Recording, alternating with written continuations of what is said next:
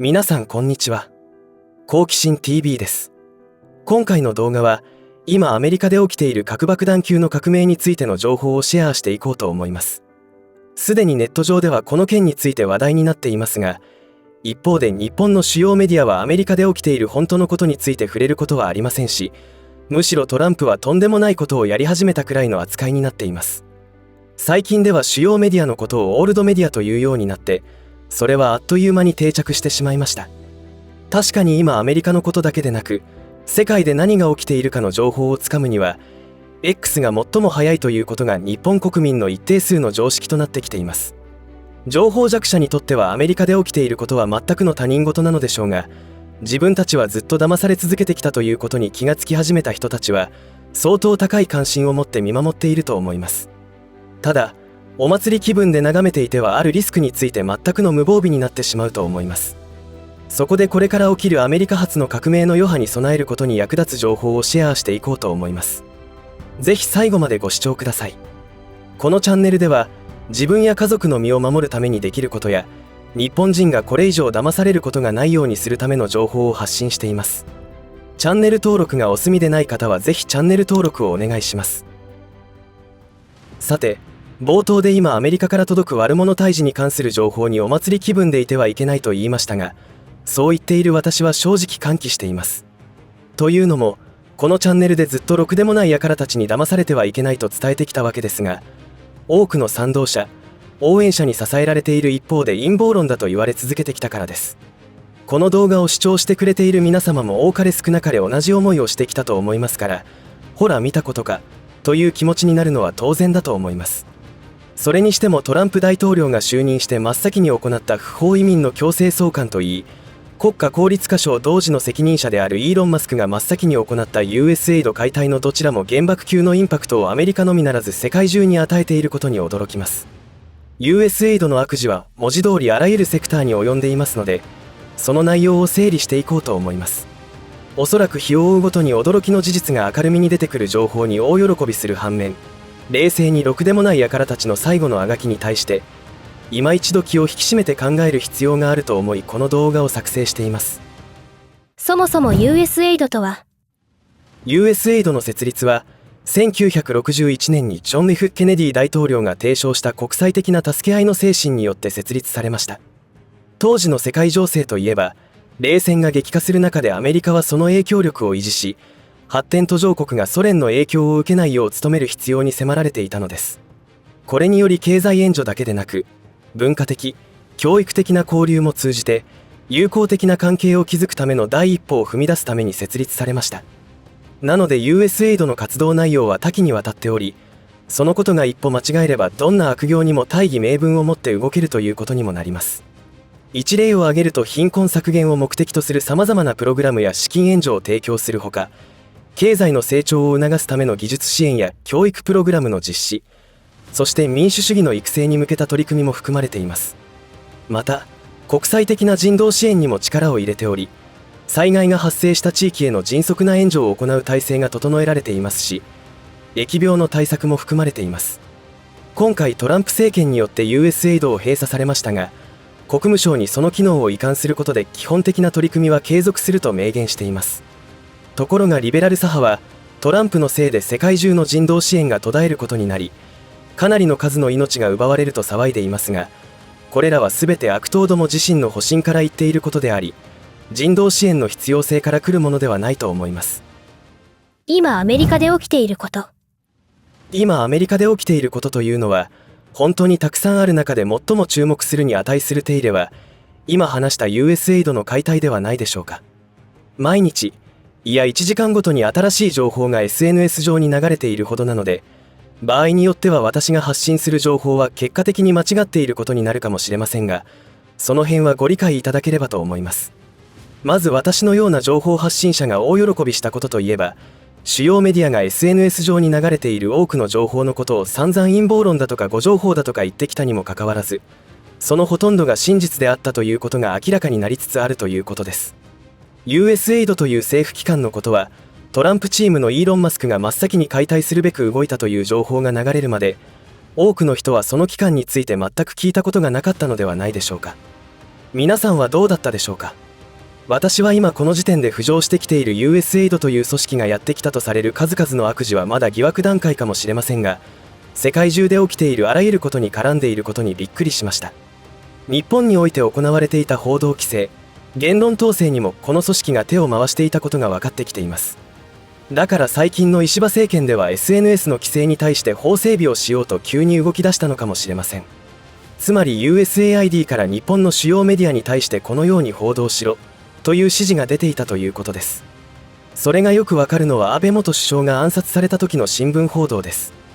各社申し合わせたように同じ見出し、文言に違和感を覚えた方は多かったのではないでしょうか。このことはアメリカ国内だけでなく、世界中の主要メディアでも同様に起きています。このような違和感すらも陰謀論とか言われてきたわけで、結局は真実であったことに私たちの感性は正しかったと強烈に感じています。国際開発機構 USAID を隠れ蓑にしてきたこと。日本の主要メディアは今アメリカで起きていることについて、トランプが2020年以降バイデン政権によって自分のスキャンダルや大統領権限によって行ってきた行為を違法行為だと追及されたことに対する政治的報復だという報道をしていますし、テレビしか見ない世代や新聞を情報源としているビジネスマンにはその程度の認識しかないと思います。一方で今回のことをきっかけとして真実に目覚めた人たちは、実際にこういった偏向報道の実態を目の当たりにすることによって、ますます世界はろくでもない輩たちによって支配されてきたということを確信していると思います。堅くなに主要メディアが真実を語らず嘘報道をしてきた理由は、USAID の悪事に加担していたからだと思われます。このことは今の時点ではまだ疑惑ということなのでしょうが、私個人の理解では確実だと思います。今後確実に起きることというのは、日本企業との関わり合いはもちろんのこと、特定の政治家や官僚、政治団体、芸能人、宗教団体との関わりも次々と明らかにされていくということです。特に重要なことだと思うのは SNS 上では出ていない話なのですが、これらの悪事は単なるアメリカの税金を横領していたとか、他国の選挙に介入していたというレベルの話ではないということです。それでも今起きていることの理解をするために USAID がしてきた悪事の一部を紹介しておくと、1、LGBTQ 運動を推進するための資金を提供。2、武漢ウイルスの開発に資金を提供。3、グアテマラでの性転換啓蒙支援。4、カザフスタンの偽情報対策を支援。5、偽情報対策と称する言論弾圧。6、ウクライナ支援を通してのキックバックシステム構築など、こんなのはほんの一部です。海外工作を任務としている CIA がそのバックにいることも判明してきていますので、その活動はありとあらゆるところにも及んでいることだと思います。しかし、アメリカは覇権国家としての地位を保つためにずっとろくでもないことをしてきたわけで、一体どこからどこまでが正義であるかは微妙なこととなりますが、少なくともアメリカという国の歴史は血塗られた歴史でもありますので、その解釈にはいろいろと考えを巡らせる必要がありそうです。それを言い出すと話がややこしくなってしまいますので、これ以上は語りませんが、いつも言っている通り、ろくでもない輩たちというのは大義名分を口実に悪事を働いてきました。今 SNS 上で騒がれていることというのは、アメリカの税金の無駄遣いとか、国際社会を混乱させるような活動に税金を違法に投入し、協力した各国の政治家、メディア、NPO 団体、NGO 団体にキックバックしていたというシステムが暴かれ始めています。それは表面上に現れている現象に過ぎないと私は考えています。トランプ大統領が本当に戦っているのは、さらにその背後にいる勢力です。よく言われているディープステートについては定義が曖昧ですが、少なくともトランプ大統領がターゲットにしているのは一般的に言われているディープステートのような手下クラスではないと思われます。ちなみに大統領クラスでも手下だということです。トランプ革命のことを善と悪との戦いという意味で突き詰めて考えると、トランプ大統領自身の存在が人類にとって善なのかどうかは分かりません。こんなことを言うと反トランプだと言われるかもしれませんが、私は是々非々で物事を見ていかないとミスリードされてしまうと考えていまして、世の中は騙し合いであるという現実を理解もしておく必要があると思っています。それは旧約聖書を紐解いていくと出てくる可能性、選択肢となるのですが、この世の創造主が人類に警告している旧約聖書にははっきりと固有名詞が出てくるわけではありませんので、私たちは旧約聖書が予言していることと今起きていることを照らし合わせながら考えていくことが求められているようです。その話は別の機会に譲ることとして、今起きていることというのは、社会を混乱させ、多くの庶民を貧困に向かわせて口減らしをしていくという謀略がバレたということです。そのような悪事の片棒を担いでいた手下というのは、これも今後明らかになっていくことですが、エプスタインに関わったリストに上がっている者たちとの関わり合いも重要になってくると思います。キュウソネコを噛む。さて、ここからがある意味重要なことだと思いますが、今悪事に加担してきた者たちは想像できないくらいの恐怖に襲われています。自分の社会的立場やプライドなどが失われようとした時に、悪人はどんなことをしでかすかということです。単に捕まって懲役になるだけでも悪人は恐怖に駆られるものですが、場合によっては国家転覆罪、国家反逆罪クラスの罪を犯してきたわけですし、根本的な謀略はそこにあったわけですので、ことは重大です。ちなみにアメリカでは外観誘致罪という国家存亡の危機に直面するような罪を犯した場合には死刑となる可能性がかなり高いので、今回摘発されていく者たちはこういったケースを恐れていることと思います。さらにそのような悪事に加担した者は世界中にいるわけで、それは日本政府にも確実にいるでしょうし、どんな展開になっていくのでしょうか。ただ危惧すべきは追い詰められた悪人どもが今後何をしでかすかということです。奴らの選択肢は限られており、今トランプやイーロン・マスクに対する法的処置に動くこともあれば、さらにメディアの力を使って批判するなどは普通にやってきますし、やってきています。他にもトランプやイーロン・マスクの暗殺も企てられると思います。それはトランプからの指名を受けて各省庁の責任者になって腐敗を摘発している人たちや、その身内に対するあらゆる手段を使った脅迫や犯罪も考えられますから、野じ馬的に見ている人たちが考えも及ばないような戦いになっていると思います。旧約聖書では、水の異常によって多くの人たちが命を落とすという予言がされています。それが今回のトランプによる腐敗一掃プロジェクトを阻止するために行われるかどうかは分かりませんが、追い詰められた者たちが何をしでかすかについては考えておく必要があると思います。他にも金融システムの破綻を誘発させることを行うかもしれません。このチャンネルの古参の登録者の方は覚えていると思いますが、世界で起きていること、これから起きることは中国国内で起きていることをウォッチしていると分かるということを動画で言ったことがあります。中国人というのは中国共産党によって人間としての倫理観を失っており、その結果何が起きているかについて観察することは大変参考になります。中国人が将来を悲観して起こす行動には非常に興味深いというか、恐ろしいものがあります。それは中国人ならではということもあるかもしれませんが、自分のことしか考えていない人たちの特徴として見ると、今回の悪事に加担した人たちにも当てはまるかもしれません。中国国内で追い詰められた者たちが何をするかを一口に言えば、道連れです。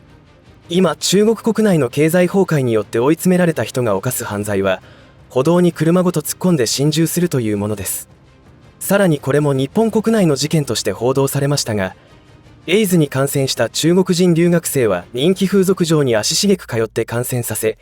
より多くの日本人をエイズに感染させてやると SNS に投稿していました。今大阪を中心として急増している梅毒被害もそれに近い背景と動機があるのかもしれません。真実がわかる頃には手遅れとなりますので、手に入れた情報から考えられるリスクをピックアップして考察する必要があります。いかがだったでしょうか。トランプチームによる悪者退治は見ていて楽しいし、ざまあみろ的な感情になりますが、同時に起きるかもしれないことにも考えを巡らせておく必要があるということをお伝えさせていただきました。